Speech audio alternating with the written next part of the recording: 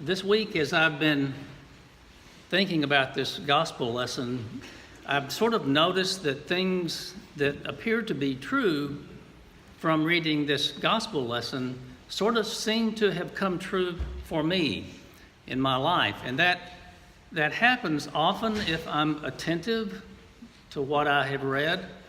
Normally I will read all readings for next week on Sunday afternoon of the previous week, which I did. But as the week went on, it seemed that all the things that I was reading, particularly from this gospel lesson, were actually happening. And I think that's one thing about the Bible that we often miss or don't think about, is that there's so many truisms in it. And if we're attentive to those, then they will begin to nourish our own lives as we walk through them. So in this gospel story, the disciples, 7 of them, are out fishing. And this is right after the resurrection. Jesus has already appeared to the disciples twice in what they called the room, where they had sort of closeted themselves after Jesus' crucifixion. And so now we have this occasion where Jesus appears to 7 of the disciples a third time. And that number 3 kind of works itself through this lesson. And the number 3 was kind of working itself through my life as I was going through this past week as well. And I'll tell you more about that in a minute. But it seems to me that in times of stress, like the disciples obviously had after Jesus' crucifixion, what do?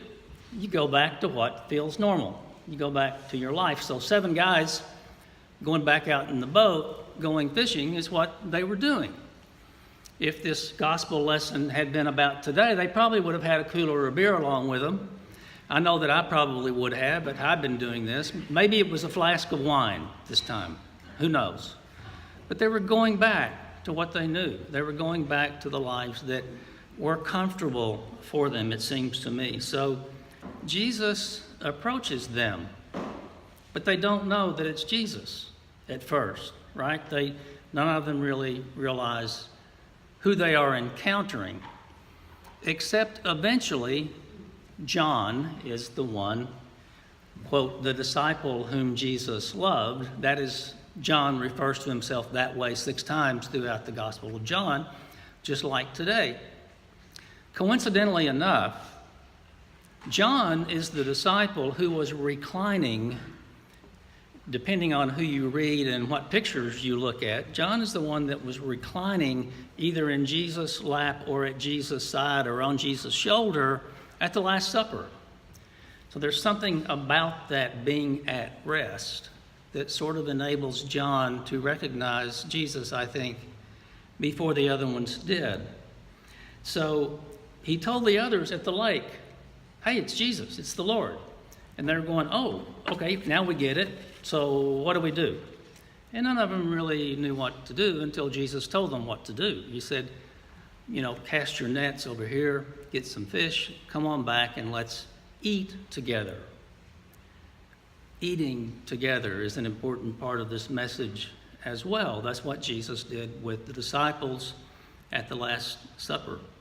And what better way to get the attention of the fishermen than to tell them where to find the fish? Cast your nets on this side of the boat. But as Jesus works his way through this encounter, he finally gets to the question with Peter, that irreducible question, the one that we all ask ourselves, that defines the relationship between us, between human beings and God. The question is this: do you love me? Peter, I don't think really hesitates, maybe even answered the question too fast, because remember, Peter was the one that denied Jesus 3 times, just a few days before all of this happened. So Peter, obviously, oftentimes in the gospel lessons is sort of the foil of the story. And so right away he jumps in and says, yes, I love you. So Jesus asked him again. So these three answers, there's three questions and three answers after the three denials of Peter, after three appearances by Jesus. So by now, maybe Peter is convinced that this really is the resurrected Christ and that there is a new mission. Besides just going fishing, there's a new mission now that Jesus is calling him to. So what does it mean to love God? What does Peter's answer mean? Who benefits from that? And what does it mean for us? I believe that there is a virtuous circle around love, and I think there's a virtuous circle around this encounter between Peter and Jesus. All creation benefits from our love of God, but we individually benefit the most. We don't lose by loving God. The amount that we benefit is directly proportional to how much we love. Loving God produces this virtuous circle around us. It's like a beneficial chain of events that seems to perpetuate itself in our lives, in which each event passes positive benefits on to the next part of the cycle and strengthens itself in sort of an everlasting covenant from one person to one event to another person to another event. It sort of takes us out of the vicious cycle of self-absorption that we can often find ourselves in as we walk through our daily lives. The disciples, these 7 disciples, were walking through their daily lives, doing what they did best, and Jesus interrupted them. And it took that to help them know who it really was. So in this dialogue, this Peter, who is always passionate, responds with a heartfelt protestation about love. And the Good Shepherd says to Peter, "Feed my lambs, tend my sheep." This Easter time, Jesus asks us again, "Do you love me?" He's not looking for some artful expressions of devotion. He wants the action of our love to answer him, not just the words. So if you're angry with someone today, or annoyed, or in bad spirits, not in a good mood, or you're just maybe cool or uncomfortable with a neighbor or a loved one, this call of loving is something that is heightened. It heightens our awareness. Jesus says, if you love me, then love them.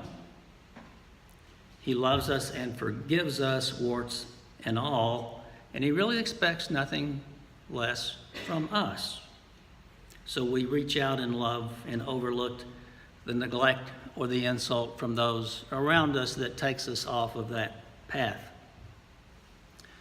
The resurrection is not a spectator sport. It involves us. It takes us in. It calls to us, and it asks us for something new and different from what we are used to. We are risen with Christ, and we are here to do Christ's work in the world, in caring and in kindness and in generosity and in patience. So we tend his sheep and we feed his lambs, because by deciding to follow Jesus, we really return to ourselves. We return to our inner selves that are our better selves than those places where we can sometimes go, and we imitate Christ's joys as well as Christ's heartaches for the world. This past Tuesday evening, I'm going to get to something that I told you earlier was sort of involved me in the gospel lesson this week, which seems to speak of loving something, knowing something, being something grander than ourselves. And so this week I had a chance to go to the Yom HaShoah ceremony at North Salem high school, middle school, where the keynote speaker was a guy named Peter Samaji. He was a Holocaust survivor.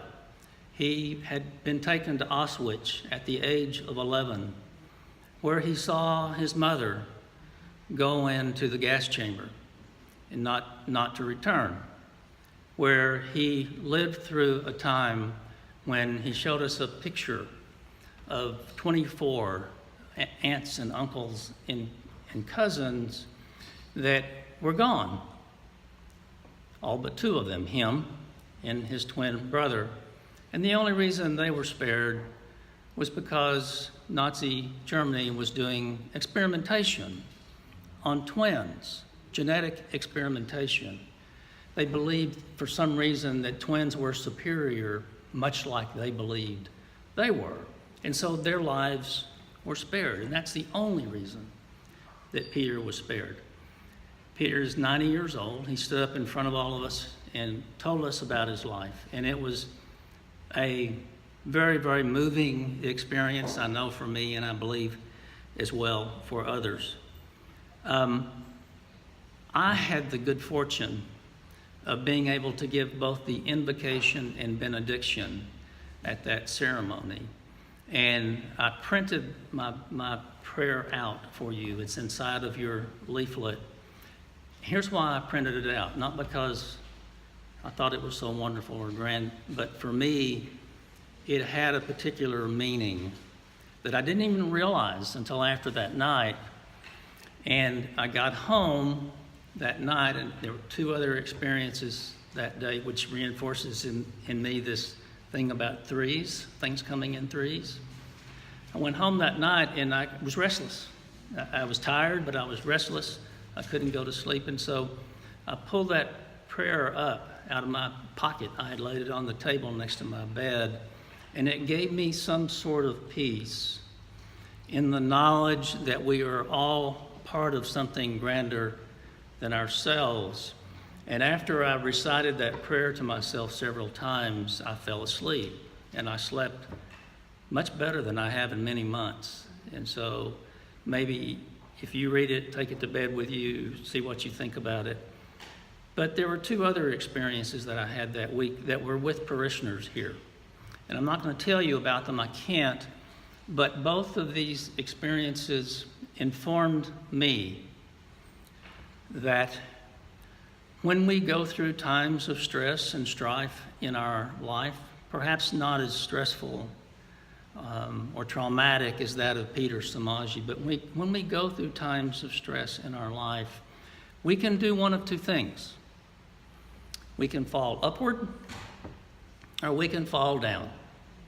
And these two encounters that I had with two parishioners this week helped me understand that we have those choices, that we make those choices in life, and that oftentimes those choices result in us becoming better, more humane, more kind, and more gentle to our fellow human beings and our fellow creatures. And that's what those experiences did for me, because they helped me find a place of sort of rest and silence that I don't think I otherwise would have been in. And that happens to me often because when I try to bring myself back to my center and to my core and end up in that spot, that is the place that I find peace. And I relate it to John because John was the one resting at peace beside Jesus. In some accounts, actually sleeping on Jesus' lap at the Last Supper. He calls himself the beloved disciple because he was with Jesus at that time.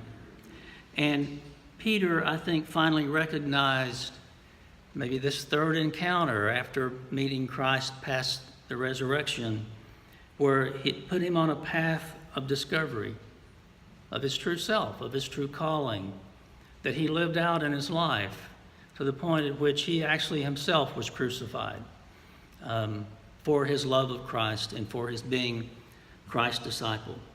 So this notion of three kept coming back to me. 3 denials by Peter, 3 questions from Jesus, 3 proclamations of love by Peter, 3 events of my Tuesday that helped me understand something that I often get away from.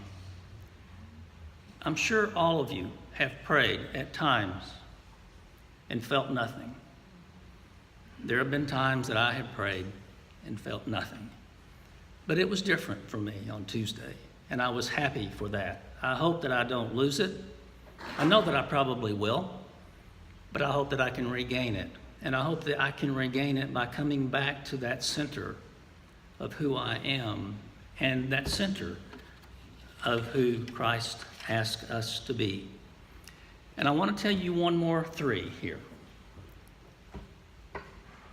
Sorry, I've gone longer than I wanted to. I'm going to tell you one more 3. And it started with Karen Kellogg last Sunday, who had called my attention to a book by David Brooks. And it's called The Second Mountain.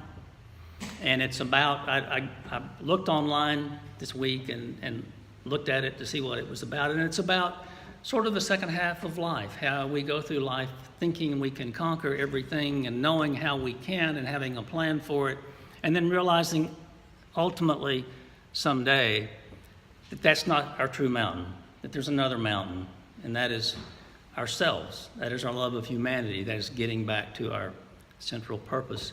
And that was sort of a reincarnation for me of a book that I had read 20 years ago when I started as an Episcopalian. It was by Richard Rohr, R-O-H-R. I've mentioned it before, and it's called Falling Upward. And it's about how in second half or latter stages of life, things that cause us to falter can also cause us to rise again. And Richard Rohr puts it like this: you go through life thinking you're in the driver's seat, and pretty soon all you want to do is be a happy passenger. And that really struck home for me after I heard Karen talk about this book. And the very next day, I was on Amazon and I saw a book by Oprah Winfrey called The Clear Path.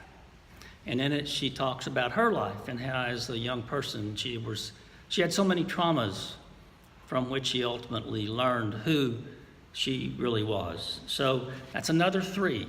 I don't know if I get it or not.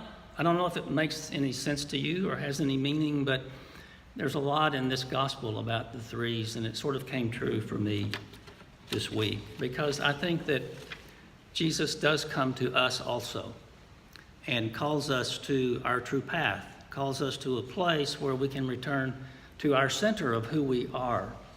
And the best thing that I can try to say from this pulpit to you today is this: to rest, to listen, to sit with Jesus quietly, listen to something bigger than yourself and be attuned to it.